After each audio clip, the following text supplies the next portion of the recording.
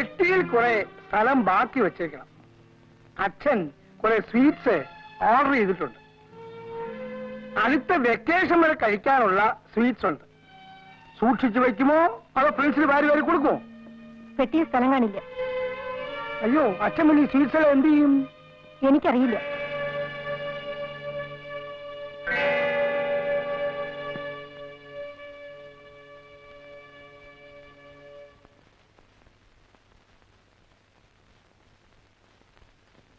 ചേച്ചി, രാവിലെ ഞാൻ പോണു. വീണ്ടും ആ ഹോസ്റ്റലിലേക്ക് കയറി ചെല്ലാൻ നാണം തോന്നുന്നുണ്ടാവും അല്ലേ? ഈ വീട്ടിൽ കഴിയുന്നതിനേക്കാൾ വലിയ നാണക്കേടൊന്നും അല്ലത്.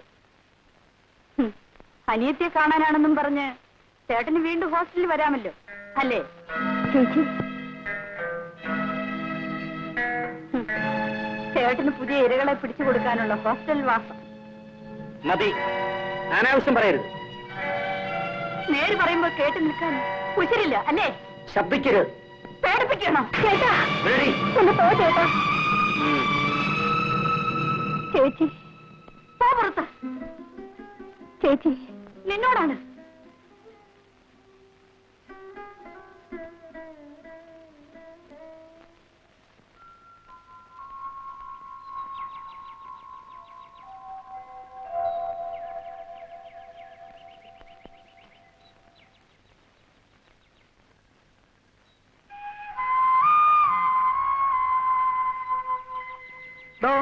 കുട്ടിയുടെ പെട്ടിയും കിടക്കൊക്കെ വെച്ചിട്ടുണ്ടോ?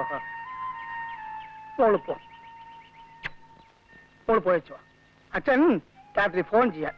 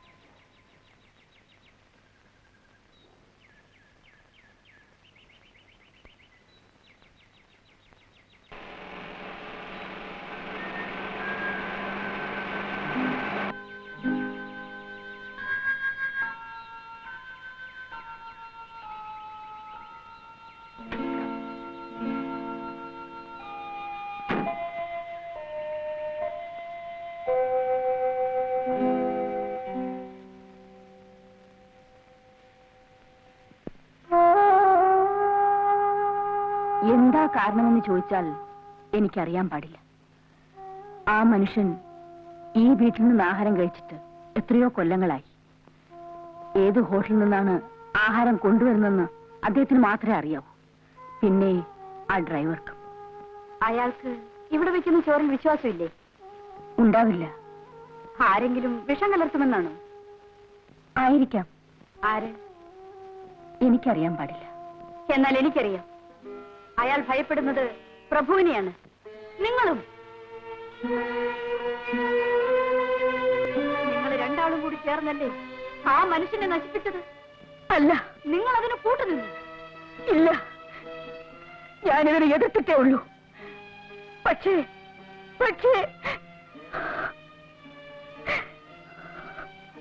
ഞാൻ നിസ്സഹായായിരുന്നു കുട്ടി. ഞാൻ മനസ്സിലായില്ല.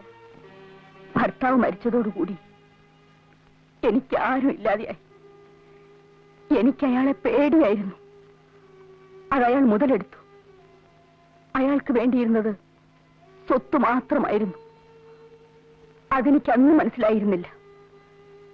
നീലിമ ജനിച്ചതോടുകൂടി അതെനിക്ക് വ്യക്തമായി. പിന്നെ അയാളുടെ ഭയം എന്റെ മോനെ ആയിരുന്നു. അയാൾ അവനെ തളർത്തി നേരെ നിന്ന് ചോദിക്കാൻ കരുത്തില്ലാത്തവനാക്കി. പണം വാരി കോരിക്കൊടുത്ത് അവനെ വഴിതിരിച്ചു വിട്ടു. കുഞ്ഞ് പാല്. കുഞ്ഞ് നല്ലവണ്ണം പഠിക്കണം കേട്ടോ. മോനെ, ടെക്സ്റ്റ് ബുക്കുകൾ മാത്രം വായിച്ച് പഠിച്ചതുകൊണ്ട് മനുഷ്യന് അറിവ് കിട്ടിയില്ല. എന്താണ് നോക്കൊണ്ട് നിൽക്കുന്നത്?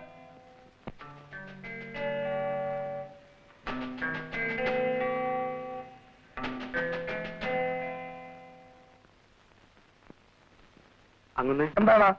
ഈ കുഞ്ഞിനെയും നശിപ്പിക്കണം. വേണമടാ, ഇവൻ കൂടി നശിച്ചു കിട്ടണമെന്നുള്ളത് എന്റെ ഭാവിയിൽ ആവശ്യമാണ്. ആ, പലതിനും സാക്ഷി എന്നവനാണ് ഞാൻ. ബാക്കി കൂടി കാണാൻ.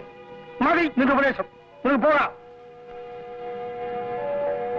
ഇവനെ കൂടെ നശിപ്പിക്കണം, അല്ലെങ്കിൽ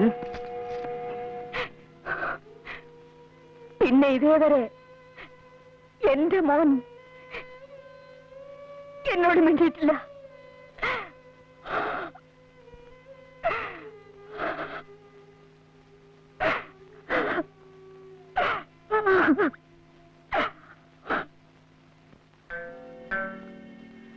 അന്നേ പിന്നെ ഇന്നേ തീയതി വരെ ടാക്സി ഇറക്കിയിട്ടില്ല.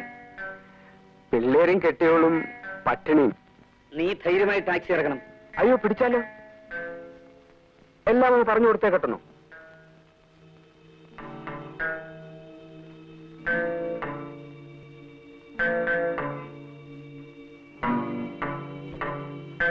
ഇതാ.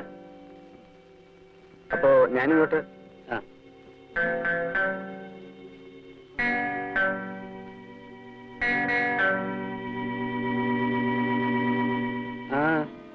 എന്താ?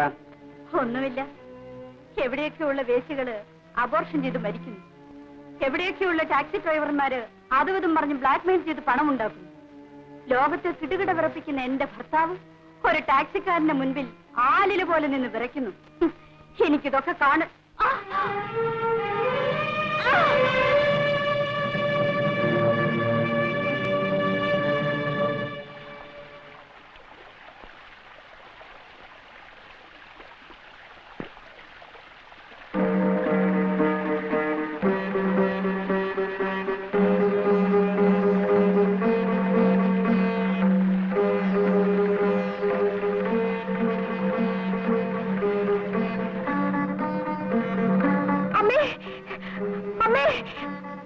അയ്യോ അമ്മേ, അമ്മേ, അമ്മേ, എന്ത് പറ്റി അമ്മേ?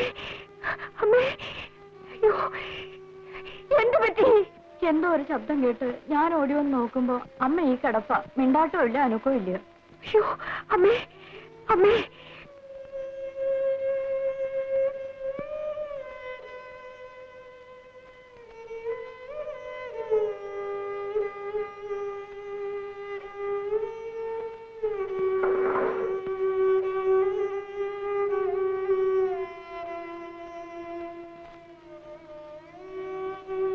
ഭേദാപ്പോ ഇനി മരുന്ന് കഴിക്കുന്നുണ്ട്, ആയുർവേദ ചികിത്സയുണ്ട്.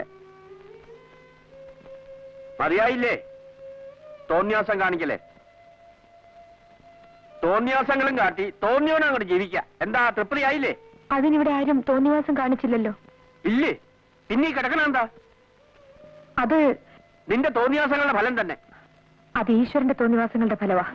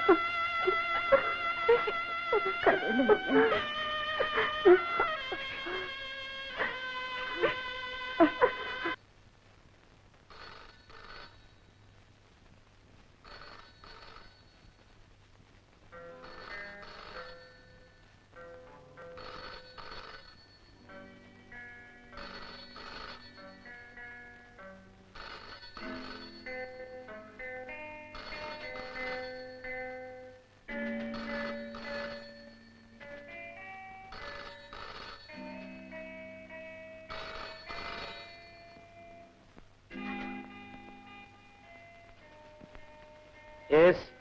ഞാനാണ് ഉഷ. ആ ഇന്ന് വരാമെന്ന് പറഞ്ഞിട്ട് വരാം. എപ്പോ? ഇപ്പൊ തന്നെ വരാം. എങ്ങോട്ടാണ്?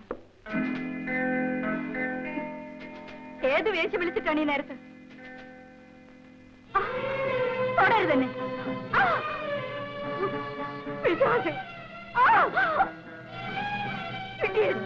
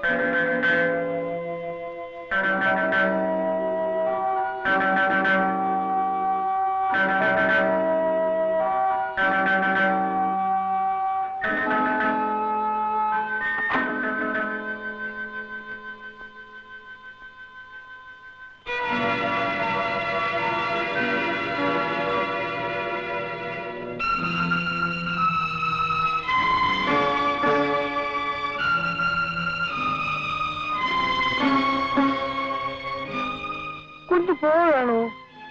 ഞാൻ അവിടെ വന്ന് കണ്ടോളാം. പട്ടി.